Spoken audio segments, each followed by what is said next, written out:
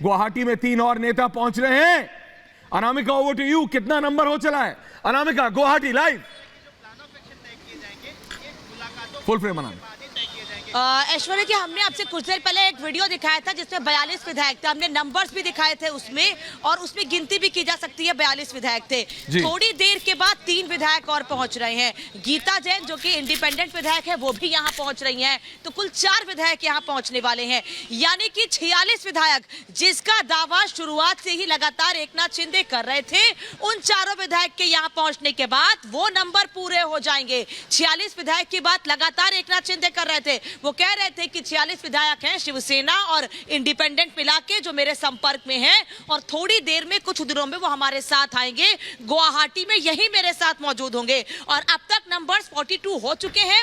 और जब वो 4 विधायक करीब 8:30 बजे विधायक यहाँ पहुंचने वाले हैं, जानकारी मिल रही है। सूरत से निकल चुके हैं। 8:30 बजे जब विधायक यहाँ पहुंचेंगे तो वो संख्या मिलकर 46 हो जाएगी। लगातार उन सभी विधायकों के साथ बैठक चल रही है, उनसे बातचीत हो रही है कि आगे क्या करना है। और उन्हीं से बातचीत करने के बाद रणनीति तैयार करके सोशल मीडिया से लेके उद्धव ठाकरे को जवाब दिया जा रहा है एकनाथ शिंदे की ओर से, चाहे वो सोशल मीडिया पर हो या फिर नहीं। मैं आपसे बस एक चीज और ये जानना चाहता हूं अनामिका, आप बस अगर इतना बता दें कि क्या इस समय हेमंत बिस्वा शर्मा असम के मुख्यमंत्री या उनके 2 सूबे सालार जयंतो और पीयूष हजारिका क्या इस समय उस होटल में मौजूद है जहां आप हैं? जी अनामिका।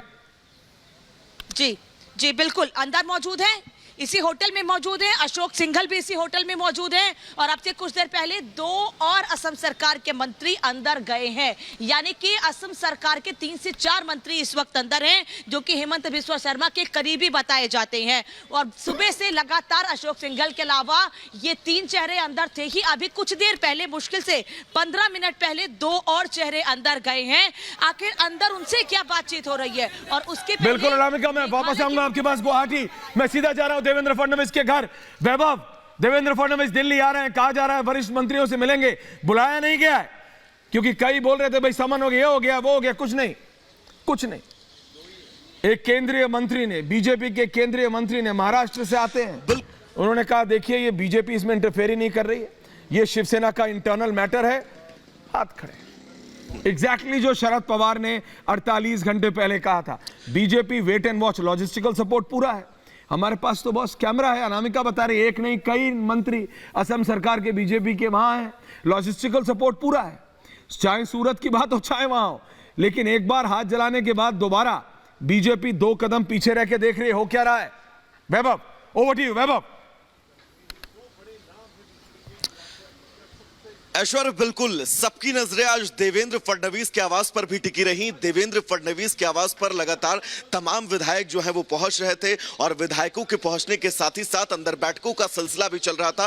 क्योंकि एक तरफ जहां पर शिवसेना, एनसीपी और कांग्रेस मिलकर लकीर खींच रही है महाराष्ट्र की राजनीति में एक नई, और ये लकीर जहां पर थमेगी, जिसके बाद बीजेपी अपनी लकीर खींचना शुरू करेगी। अब वो लकीर जितनी ज्यादा गाढ़ी होगी, बीजेपी को उतना ही ज्यादा फायदा होगा। और बीजेपी हर वो मुमकिन कोशिश कर रही है कि वो प्लेटफॉर्म तैयार पहले से ही करके रखा जाए कि जब वो सिचुएशन आए बीजेपी को फ्रंट फुट पर खेलने की, तो किसी भी तरह की चूक न रह जाए। और इसी चूक से बचने के लिए आज यहां पर हमारे ठीक पीछे देवेंद्र फडणवीस का यह आवाज, जहां पर दिन भर आज बैठ के चली है। बीजेपी के तमाम विधायक इस बैठक का हिस्सा बने, साथ ही बीजेपी के कई राज्यसभा सांसद भी इस बैठक का हिस्सा बनने पहुंचे। और इस बैठक के बाद, इन तमाम बैठकों के बाद देवेंद्र फडणवीस का दिल्ली रवाना होना यह तय करता है कि बीजेपी सब कुछ कहीं ना कहीं से बहुत असहज के साथ, सहजता के साथ तमाम चीजों को देख रही है। इस पूरे घटनाक्रम को नोटिस किया जा रहा है, और इस घटनाक्रम को नोटिस किए जाने के बाद वो बैकग्राउंड जो बीजेपी तैयार कर रही है, जिस बैकग्राउंड के साथ उसे फ्रंट फुट पर उस वक्त खेलना है जब शिवसेना, एनसीपी और जो महाविकास अघाड़ी है, इनके बीच बिल्कुल मैं आपके पास, बिल्कुल अमित, मैं समझ रहा हूं।